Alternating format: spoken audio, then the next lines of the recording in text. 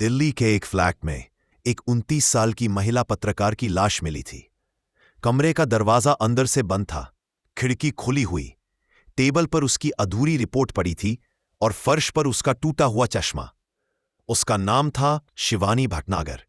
कहते हैं कि वो सच्चाई की खोज में बहुत तेज थी, लेकिन शायद इस बार वो किसी ऐसे सच के करीब पहुंच गई थी जिससे पूरा सिस्टम डरा हुआ था। आईएएस अफसर, सत्ता, रिश्वत, ब्लैकमेल और मौत, ये सिर्फ एक मर्डर नहीं था, ये था भारत की सबसे विवादित पत्रकार हत्याओं में से एक, और इसका तार एक बहुत ऊंचे पद पर बैठे अफसर से जुड़ा था, आर.के. शर्मा। शिवानी एक तेज तर्रार पत्रकार थीं जिनका जर्नलिज्म करियर काफी कम समय में ऊंचाइयों पर पहुंच चुका था। उनकी पहली पहचान बनी इंडियन एक्सप्रेस की पॉलिटिकल रिपोर्टर के तौर पर। तेज दिमाग, सुलझी हुई भाषा और अंदर तक जाने वाली रिपोर्टिंग ने उन्हें दिल्ली के मीडिया सर्किट में जल्दी ही पहचान दिला दी। वो उन गिने चुने पत्रकारों में थीं जिन्हें कई पावर कॉरिडोर्स का एक्सेस मिला हुआ था। संसद, गृह मंत्रालय और नौकरशाही तक उनके पास सोर्सेस थे जो अफसरों और नेताओं से भी ज्यादा ताकतवर माने जाते थे। 1990s के आखिर में उन्होंने कई हाई प्रोफाइल पॉलिटिशियंस पर इन्वेस्टिगेटिव रिपोर्ट्स की थीं, जिनमें घोटाले, ट्रांसफर पोस्टिंग स्कैम्स और इलीगल प्रॉपर्टी डील्स शामिल थे। लेकिन क्या ये सारी रिपोर्टिंग सिर्फ खबर के लिए थी, या फिर वो खुद भी किसी बड़ी साजिश का हिस्सा बन चुकी थी? शिवानी की शादी आर. मनोज नाम के एक आईएएस अधिकारी से हुई थी, जो खुद भारत सरकार की नौकरी में थे। दोनों के बीच प्यार था, लेकिन प्रोफेशनल लाइफ की व्यस्तता ने धीरे धीरे दूरी बना दी थी। 1998 में जब शिवानी मां बनी तो उन्होंने थोड़ा जर्नलिज्म से ब्रेक लिया, लेकिन उनका क्यूरियोसिटी और चेस फॉर ट्रूथ कम नहीं हुआ, और इसी दौरान उनकी जिंदगी में एक और व्यक्ति आया, IAS officer Ravikant Sharma.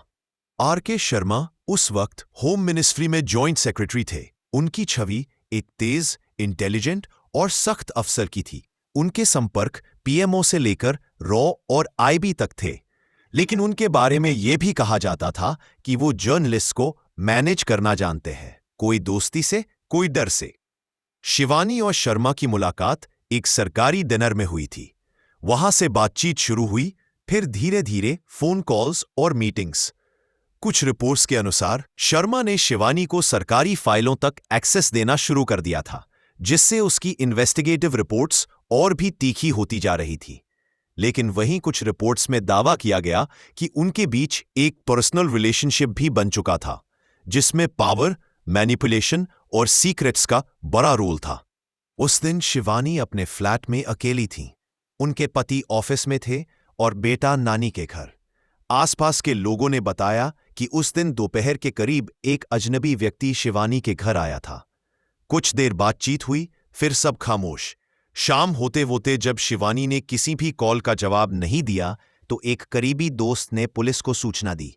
Police जब फ्लैट में पहुंची तो दरवाजा अंदर से बंद था। उन्हें शक हुआ कि शायद ये सुसाइड है, लेकिन जैसे ही दरवाजा तोड़ा गया, अंदर का दृश्य देखकर सब चौंक गए। शिवानी की लाश ड्राइंग रूम में पड़ी थी, गले पर स्ट्रैंगुलेशन के निशान थे और टेबल पर फटी हुई रिपोर्ट्स। कमरे में कोई लड़ाई के निशान नहीं थे, लेकिन एक ग्लास टूटा हुआ था और उसका चश्मा फर्श पर पड़ा था। सबसे अजीब बात, कुछ फाइल्स गायब थीं, खास तौर पर एक फाइल जिसमें कुछ सेंसिटिव डिफेंस डील्स की जानकारी थी।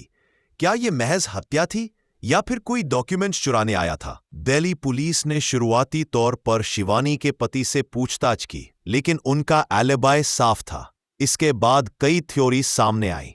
रॉबरी गॉन रॉन्ग, लेकिन कोई वैल्यूएबल्स गायब नहीं थे। प्रोफेशनल राइवलरी, क्या किसी ने उनके इन्वेस्टिगेटिव जर्नलिज्म से डरकर उन्हें हटाया? पर्सनल मोटिव, क्या ये किसी पर्सनल बिट्रेयल की कहानी थी? और तभी पुलिस को एक ऐसा नाम मिला जिसे जानकर सब सकते में आ गए, R K. Sharma, IAS officer. Police ने जब शिवानी के कॉल रिकॉर्ड्स को खंगाला तो पिछले एक महीने में उन्होंने सबसे ज्यादा कॉल्स किससे की थी? आर.के. शर्मा से। लेकिन शर्मा ने कहा, yes, I knew her professionally, but I haven't met her in weeks. लेकिन फिर एक चश्मदीद सामने आया। उस दिन जिस व्यक्ति को बिल्डिंग के सीसीटीवी में देखा गया, वो आर.के. शर्मा का पुराना बॉडीगार्ड निकला। शक और गहरा हो गया। अब पुलिस के पास तीन चीजें थीं। मोटिव, शिवानी को कुछ ऐसा पता चल गया था जिसे सामने नहीं आना चाहिए था। मीन्स, शर्मा के पास एक्सेस था, इन्फ्लुएंस था और आदमी थे। मिस्ट्री, लेकिन अभी तक कोई सॉलिड एविडेंस नहीं मिला था। शिवानी भटनागर की हत्या की गूंज अब दिल्ली की गलियों से निकलकर संसद के गलियारों तक पहुंच चुकी थी। एक महिला पत्रकार का गला घोंटकर किया गया मर्डर और शक की सुई देश के एक सीनियर आईएएस अफसर रविकांत शर्मा पर। लेकिन यह इतना आसान नहीं था, क्योंकि जो शक के घेरे में था उसके पास पावर था, रुतबा था और कनेक्शंस थे जो शायद कानून से भी ऊपर थे। दिल्ली पुलिस की जांच आगे बढ़ रही थी, लेकिन बहुत धीरे। लोकल पुलिस पर राजनीतिक दबाव था, क्योंकि यह केस अब वीआईपी स्तर तक पहुंच चुका था। लेकिन एक सबूत ने पुलिस को हिलाकर रख दिया। क्राइम सीन से मिले एक मग पर एक उंगली का निशान मिला। फॉरेंसिक रिपोर्ट के मुताबिक वो निशान प्रदीप शर्मा नाम के व्यक्ति का था, जो आर.के. शर्मा का पुराना बॉडीगार्ड और भरोसेमंद आदमी रह चुका था। जब उससे पूछताछ हुई तो उसने पहले तो सब नकारा, लेकिन 48 घंटे की लंबी ग्रिलिंग के बाद उसने कुछ चौंकाने वाले खुलासे किए। प्रदीप ने बताया कि मैं शिवानी के घर आर.के. शर्मा के कहने पर गया था। उन्हें डर था कि शिवानी कुछ ऐसी फाइलें लीक करने वाली है जो उन्हें बर्बाद कर सकती थीं। उन्होंने कहा था कि समझा देना, डराने के लिए जाना है। लेकिन बात बिगड़ गई और फिर गला दबा दिया गया। Police stunned. अब मामला ग्रज या अफेयर का नहीं रहा, अब यह डैमेज कंट्रोल बाय पावर लग रहा था। मीडिया का प्रेशर, पब्लिक आउटरीच और ऑपोजिशन का शोर बढ़ता गया और फिर दिल्ली पुलिस से केस सीबीआई को सौंप दिया गया। सीबीआई ने आते ही कुछ कड़े कदम उठाए। आर.के. शर्मा का डिटेल्ड इंटेरोगेशन, शिवानी के ईमेल्स, नोटबुक्स और फोन रिकॉर्ड्स की deep forensic analysis, call details के साथ टावर लोकेशन मैपिंग। सीबीआई को शिवानी का एक पुराना डायरी मिला जिसमें कोडेड रेफरेंसेस थे। RKS is acting strange. Fire 27A could be dangerous for him. Why does he want me to stop the story? कौन सी स्टोरी थी जिसे रोकने के लिए इतना बड़ा कदम उठाया गया? सीबीआई की पूछताछ में सामने आया कि शिवानी एक ऐसी कहानी पर काम कर रही थी जिसमें एक डिफेंस डील और आईएएस अफसरों के बीच किकबैक के लिंक थे। शिवानी के सोर्सेज के मुताबिक आर.के. शर्मा उस फाइल को लेकर बेहद बेचैन थे। वो नहीं चाहते थे कि वो रिपोर्ट पब्लिश हो। एक थ्योरी ये भी सामने आई, शिवानी को वो फाइल आर.के. शर्मा ने खुद ही दी थी और जब बात बिगड़ गई तो उसे वापस लेने के लिए भेजा गया आदमी हत्यारा बन गया। सीबीआई जब आर.के. शर्मा पहुंची, शर्मा को गिरफ्तार करने पहुंची, तब तक वो अपने पद से इस्तीफा दे चुके थे और फरार हो चुके थे। देश का एक सबसे ताकतवर आईएएस अफसर अब भगोड़ा था। सीबीआई ने रेड कॉर्नर नोटिस जारी किया। मीडिया में डेली अपडेट्स आने लगे। क्या शर्मा नेपाल भाग गए? शर्मा के पास कितनी सेंसिटिव जानकारी थी? शिवानी की मौत एक्सीडेंटल थी या प्लान्ड मर्डर? करीब 19 महीने तक फरार रहने के बाद अगस्त 2002 में आर.के. शर्मा ने घाटी में एक वकील के जरिए सीबीआई के सामने सरेंडर किया। उनके चेहरे पर घबराहट नहीं, बल्कि एक अजीब सा विश्वास था, मानो वो जानते हों कि उनके साथ कुछ नहीं होने वाला। सीबीआई ने उन्हें कस्टडी में लेकर पूछताछ की, लेकिन वो हर आरोप को फैब्रिकेटेड और पॉलिटिकली मोटिवेटेड बताते रहे। शर्मा की गिरफ्तारी के बाद मीडिया का तूफान शुरू हुआ। क्या शिवानी और शर्मा के बीच अफेयर था? Was it murder of love और murder of truth? Is CBI protecting the big fish? हर न्यूज चैनल, हर अखबार शिवानी को बोल्ड, इंडिपेंडेंट और इंटिमिडेटिंग जर्नलिस्ट बता रहा था और शर्मा को मैनिपुलेटिव, क्लेवर ब्यूरोक्रेट। सीबीआई ने 2002 में शर्मा के खिलाफ मर्डर, कॉन्स्पिरेसी और डिस्ट्रक्शन ऑफ एविडेंस की चार्जशीट दाखिल की। मुख्य गवाह Pradeep Sharma, confession and presence on crime scene. Shivani की सहेली, जिसे उसने कहा था कि अगर कुछ हुआ तो शर्मा जिम्मेदार होगा। कॉल रिकॉर्ड्स और फोरेंसिक रिपोर्ट, जो शर्मा और शिवानी के बीच डीप कम्युनिकेशन दर्शाते थे। 2003 में जब ट्रायल शुरू हुआ तो कोर्ट में भी दो धड़े बन गए। प्रोसिक्यूशन, ये कोल्ड ब्लडेड मर्डर था जिसे प्लान करके अंजाम दिया गया। डिफेंस, शिवानी अनस्टेबल थी, उन्होंने शर्मा को ब्लैकमेल किया। हत्या एक्सीडेंटल थी या किसी और ने की? शर्मा की ओर से कहा गया कि प्रदीप का कन्फेशन प्रेशर में लिया गया था। केस धीरे धीरे एक साइकोलॉजिकल बैटलफील्ड बन चुका था। सीबीआई, मीडिया, कोर्टरूम और जनता, सबके पास अपने अपने वर्जन्स थे। शिवानी अब एक सिंबल बन चुकी थी, उस महिला की जो सत्ता से नहीं डरी, लेकिन उसकी कीमत अपनी जान से चुकाई। और अब पूरा देश बस एक सवाल पूछ रहा था, क्या एक आईएएस अफसर वाकई एक पत्रकार का कातिल हो सकता है? और अगर हां, तो क्या सिस्टम उसे सजा देगा? शिवानी भटनागर की हत्या की गूंज अब पूरे देश में फैल चुकी थी। आईएएस अधिकारी रविकांत शर्मा पर हत्या का आरोप, सीबीआई की जांच और कोर्टरूम में चली देश की सबसे हाई प्रोफाइल कानूनी लड़ाई। लेकिन क्या कानून वाकई अंधा होता है, या फिर पावर, पैसे और रसूख के सामने कभी कभी उसकी आंखें बंद हो जाती हैं? 2003 में इस केस की सुनवाई तेजी से शुरू हुई। सीबीआई ने अपनी ओर से करीब 60 गवाहों की लिस्ट पेश की, जिनमें मुख्य थे प्रदीप शर्मा, जिसने माना था कि उसने शिवानी की हत्या की, शिवानी की सहेली, जिसे उसने धमकियों की बात बताई थी, फोन रिकॉर्ड्स और फोरेंसिक एक्सपर्ट्स। सीबीआई का दावा था कि यह प्लान किया गया मर्डर था। शिवानी को मारने के लिए शर्मा ने अपने आदमियों को भेजा, क्योंकि वो उसे एक्सपोज करने वाली थी। शर्मा के वकीलों ने बचाव की पूरी रणनीति बदल दी। उनका कहना था शिवानी और शर्मा के बीच प्योरली प्रोफेशनल रिलेशन था। प्रदीप का कन्फेशन पुलिस ने जबरदस्ती लिया। कॉल डिटेल्स का मतलब ये नहीं कि कोई क्राइम हुआ। शर्मा को राजनीतिक साजिश में फंसाया जा रहा है। शर्मा कोर्ट में बेहद शांत रहते थे, बिल्कुल उसी तरह जैसे कोई अफसर किसी मीटिंग में हो। उनके चेहरे पर ना शर्म थी, ना डर, सिर्फ आत्मविश्वास। एक के बाद एक कई गवाह कोर्ट में मुकर गए।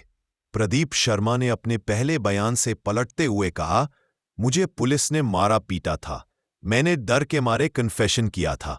एक और गवाह, जिसने शर्मा को क्राइम सीन के आसपास देखा था, उसने कहा, मुझे ठीक से याद नहीं। सीबीआई का केस कमजोर होता जा रहा था। पब्लिक और मीडिया सवाल उठाने लगे, क्या सिस्टम सच्चाई को दबा रहा है? फोरेंसिक रिपोर्ट्स में विरोधाभास थे। फिंगरप्रिंट रिपोर्ट को कोर्ट में सही से पेश नहीं किया गया। क्राइम सीन की फोटोग्राफ्स गायब थीं। सीसीटीवी फुटेज अधूरी थी। सीबीआई खुद अपने ही केस को संभाल नहीं पा रही थी।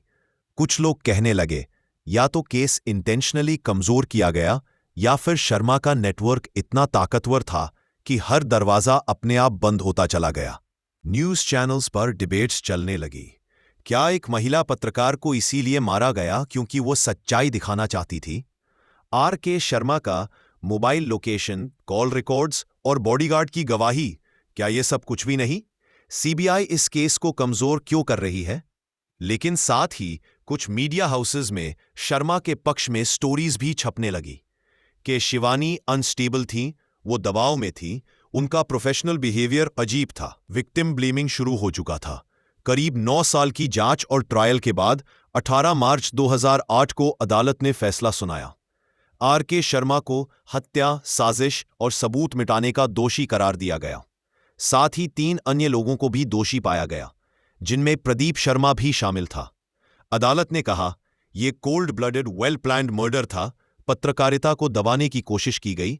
आरोपी का अफसर होना इस अपराध को और गंभीर बनाता है। जौते आर.के. शर्मा को उम्र कैद की सजा सुनाई गई। आर.के. शर्मा ने दिल्ली हाई कोर्ट में अपील की। 2011 में हाई कोर्ट ने सीबीआई की रिपोर्ट्स, गवाहों और सबूतों की समीक्षा की और एक चौंकाने वाला फैसला सुनाया। आर.के. शर्मा को हाई कोर्ट ने बरी कर दिया।